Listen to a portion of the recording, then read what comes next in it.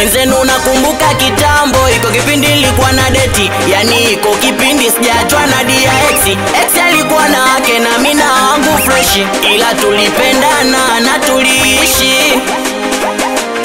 Ila wambea ndo waga mnazingua, kuona penzi limenoga nyamukubali, na lazima mtatia doa, na nyi ndo mlofanya mpaka mimi nikatupwa mbali.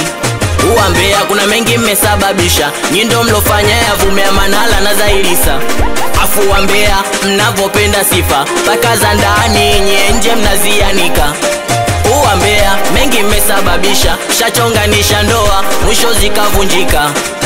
Uambea mimi ushanitosha, na ndo maana baby wangu namficha.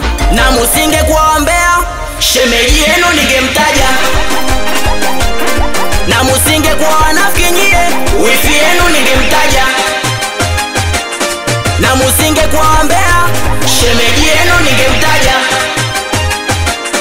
Na musinge kwa wanafiki nyie, wifi yenu ningemtaja.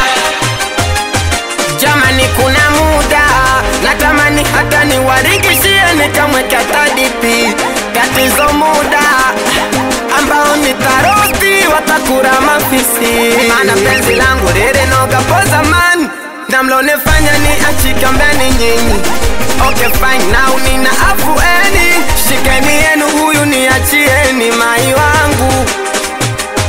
Sikia, hani wangu na mficha, baby wangu na muweka kwa pani, yale tunavopendana oya kama mbuzi na majani. Sikia, noma juu ya noma, shari juu ya shari, baby wambie chakula tayari wakanawe msasani. Jamani kamdomo toka alipoza kichwa, kwa hiyo na mficha ukimfata na watukanisha kumaanisha oya mnajua nini. Na musinge kwa wambea, shemeji yenu ningemtaja. Ningemposti, ningemweka tapa. Na musinge kwa wanafiki nyie, wifi yenu ningemtaja. Ningemtaja.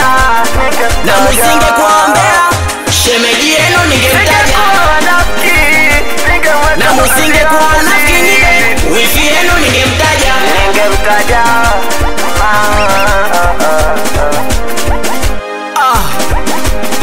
MG Side twende hapo au basi nipe uwe wanangu, piga makofi asiyepiga mguse kidogo. Piga makofi asiyepiga mtie bao la chogo. Piga makofi asiyepiga mguse kidogo. Piga makofi asiyepiga mtie bao la chogo.